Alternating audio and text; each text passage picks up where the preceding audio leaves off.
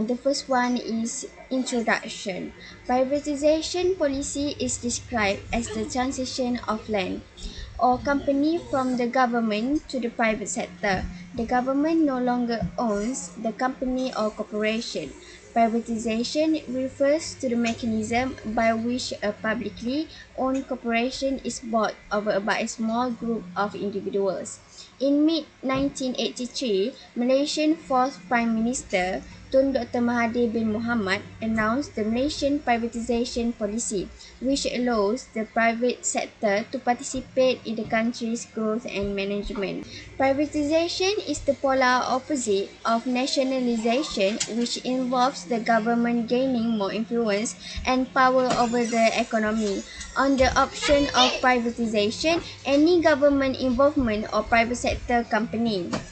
UKAS 2021, Economy 1991. Through this policy, the two parties are interdependent, where the private sector as a supporter of trade and economic activities, while the public sector provides key policies, determines and direction specific support service and conducive to business development.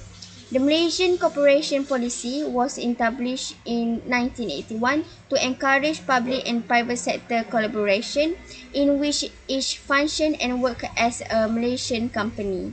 In this approach, the two sides are interdependent, with the private sector supporting commerce and economic practices and the public sector providing main strategies, determining and the cost specific support service conducive to business growth. Since the privatization program's inception in 1983 until April 2009, a total of 500 privatization programs have been initiated throughout the country. Following the privatization of 58 government departments and the transition of 113,440 civil servants to the private sector, the government administrative expense burden was successfully reduced.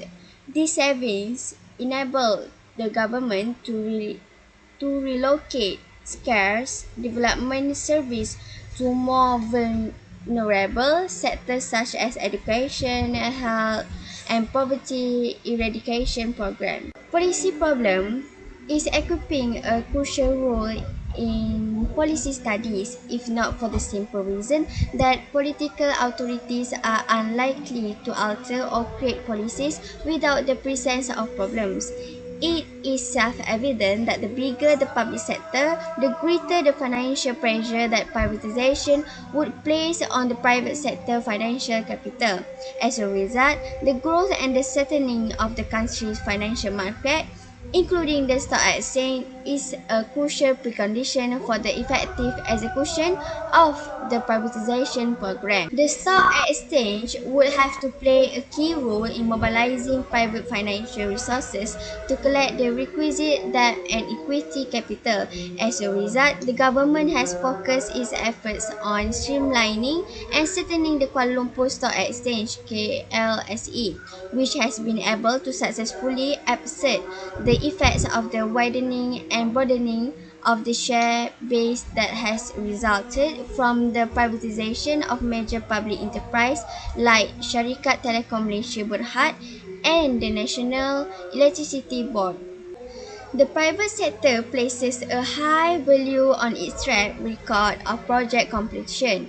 While certain schemes may be less lucrative, they may serve as a valuable springboard for subsequent or downstream operation, demonstrating their potential to operate in third countries or pursuing ways to expand investment through the construction of facilities specific to their core area of operation, such as the provision of office space that can be combined with mass transit rail system, are only a few examples. This strategy is closely linked to establishing a vertically managed operation in order to spread risk and provide consumers with a seamless experience in the maritime industry. For example, shipping lines have set up freight management units with the aim of taking over main ports, inland clearance depots, and transportation activities.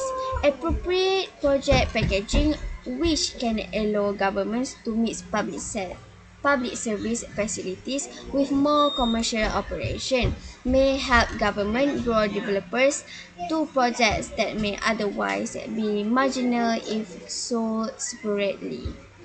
Socially, the private sector imposes high costs on consumers. This goes against the original policies of reducing consumer costs. This is because the main goal of the private sector is to maximize the profits of their organization. For example, private hospitals charge higher costs than government hospitals in providing treatment to patients. This is due the lack of government intervention to the private sector. Thus, the privatization policy has had an impact on society in the financial aspect, as it requires high costs in obtaining private service. The private sector's biggest drawback is that it has fallen well short of what it is capable of or what it has done in other nations. Cost cutting and high quality manufacturing are not priorities of the private sector. There are many unethical activities that many companies engage in, which often result in the production of black money and corruption. There is a sprinkling of the entrepreneurship that is willing to experiment with innovative products and methods. So the last point that I'm going to explain is main objective and goal of the policy. A main objective is a desirable result that policymakers hope to achieve. A policy objective is a fixed standard or pace that has been set for the chosen purpose. For example, a central bank may wish to achieve market stability, the objective, and set a rate of 2%, the target for inflation. Economic instruments are the mechanisms used to help accomplish goals and to assess the effectiveness of a policy intervention. Setting a goal lets policymakers determine if they have been successful or not, and whenever they can avoid interfering or change their strategy. The objective of the privatization policy are reducing the financial burden of the government. The government has invested thousands of millions of ringgit in the past on health, safety, power, fire, railways, ports and airports, among other things, and such expenditures continue to rise over time, with a sluggish and poor rate of return to the government. In addition, the government had to keep those utilities and investment operational. Emoluments is the one of main products, accounting for more than a third of overall operating expenses. Expenditure in the form of transfer has risen exponentially in recent years, accounting for almost half of all running costs, improve efficiency and productivity, despite their monopolistic status and numerous government subsidies. The achievement of most public enterprises engaged in trade and industrialization remain unsatisfactory. It is anticipated that by privatizing some government programs, as well as the greater skills and opportunities that can be offered by private parties, the infrastructure can be strengthened even further. Facilitate economic growth and national effectiveness. The state's riches and resources have not been completely used. Barriers in the public sector discourage capital use, the powerful and complete source of the country's resources. More private companies can be created, which will help to boost the country's economic growth indirectly. Furthermore, the government will share in the gains by collecting income tax from the business in question, help meet the national economic policy target.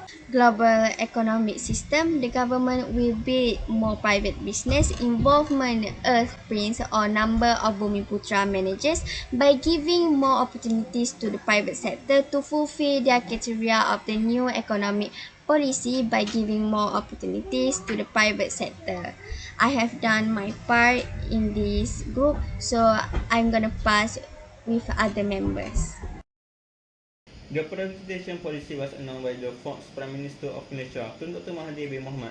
Before this policy is implemented, it needs to be tabled in Parliament 3 times. First of all, to explain to all MPs about the policy as an advantage of the policy to the country. Next, this policy is tabled for the second time, as this policy needs to be debated by the government and the opposition.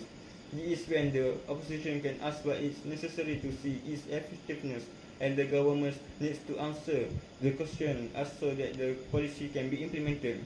Finally, whether a vote is taken by MPs to choose whether the policy should be accepted or not based on the arguments that have been given by both parties.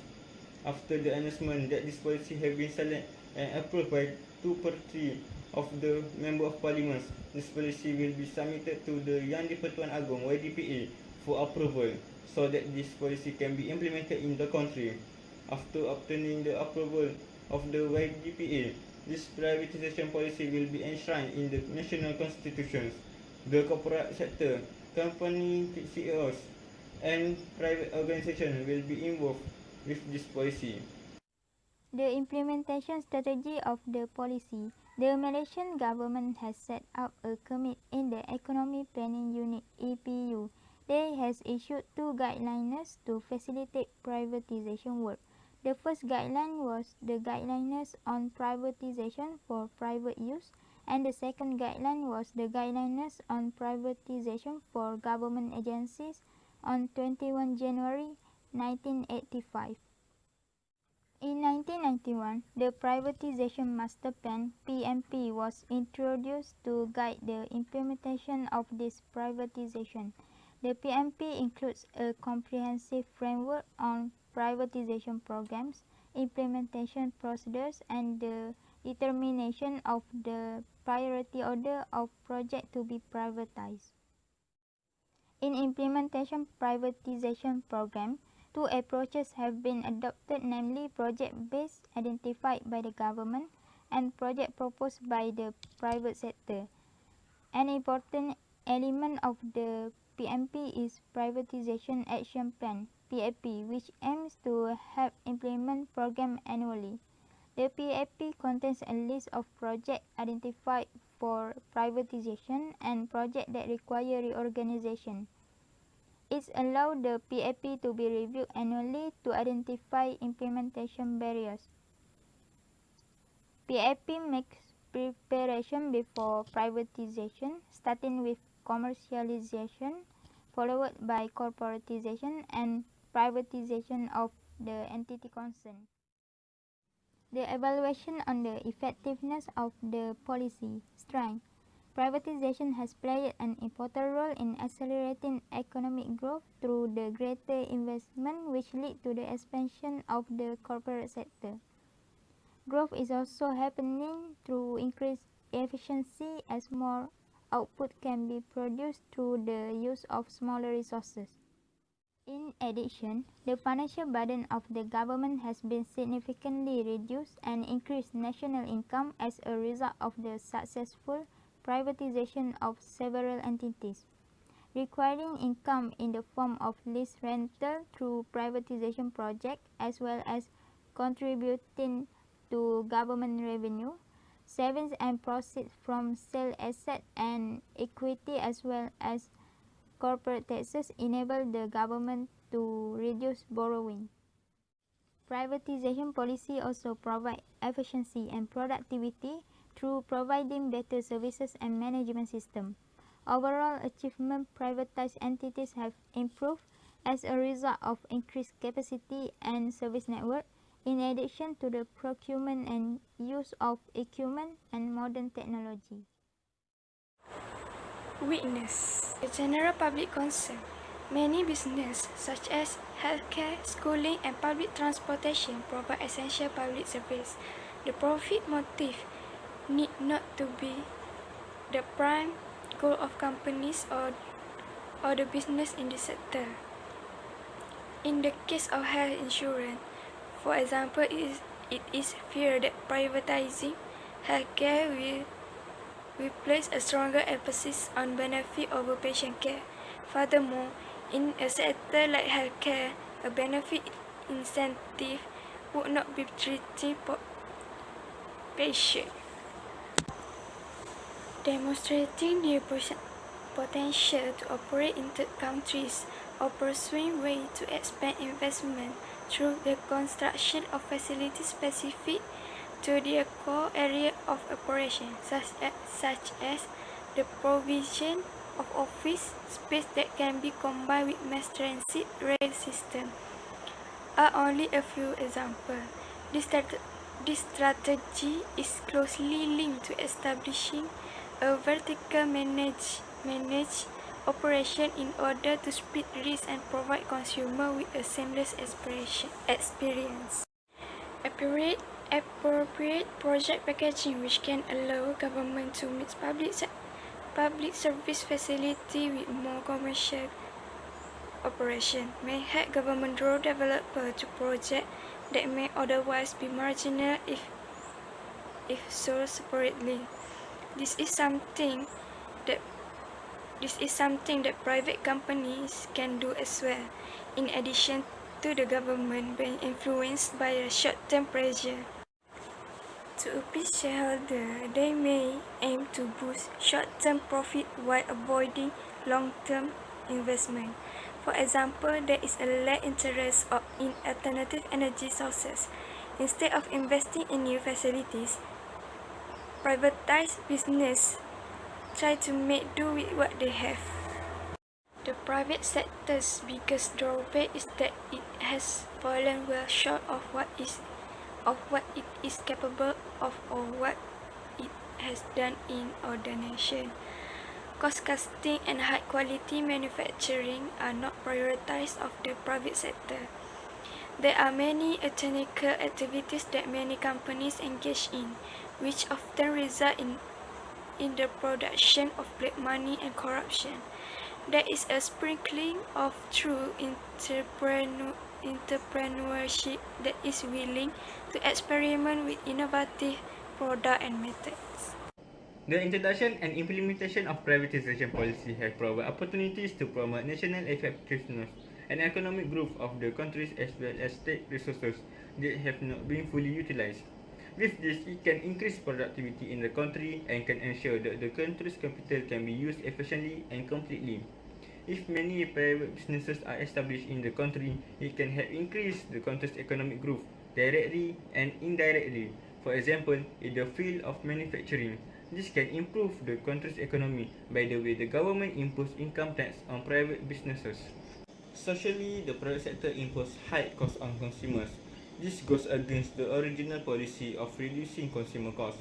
This is because the main goal of the private sector is to maximize the profit of their organizations. For example, private hospitals charge higher costs than government hospitals in providing treatments to patients. This is due to the lack of government's intervention to the private sector. Thus, the privatization policy has had impact on society in the financial aspect, as it requires higher costs in obtaining private services. Private monopolies has emerged after the privatization policy was introduced. This is because the private sector is not on the state to manage. This has led to the private sector having the power to control some important areas. For example, water company in each state and rail services. Thus, monopolistic power among the private sector occurs because the areas monopolized by the private sector are not fully owned by the government. Recommendation: Malaysia's privatization of the public sector may have been more effective if it had prepared for regulatory frameworks and simple, open administrative procedure of prioritized transparency and good governance. Reforming the public sector is an ongoing task that necessitates effective political and public leadership, as well as a joint commitment to better governance. The lack of accountability in the concession company selection process has led to accusation of cronyism being leveled against the government, leading to the assumption that concession companies are awarded on the ground of political loyalty rather than the good of society. The government grants privatization organizers right in exchange for encouraging investment. As a result, the government must control the private sector's activity to ensure that misconduct does not exist within the company. Despite having its advantage and disadvantage throughout the implementation of this policy, but has given a positive impact to the country from the economic aspect. This is because with this policy, it can reduce the cost of expenditure borne by the governments in order to meet the services demanded by the public. As a result, national expenditure can be reduced and can be used to develop the country. For example, providing infrastructure facilities to the community in order to make their life easier. Therefore, the privatization policy have very important to the economic development of the country because it is able to reduce national expenditure to meet the demand for services by the people.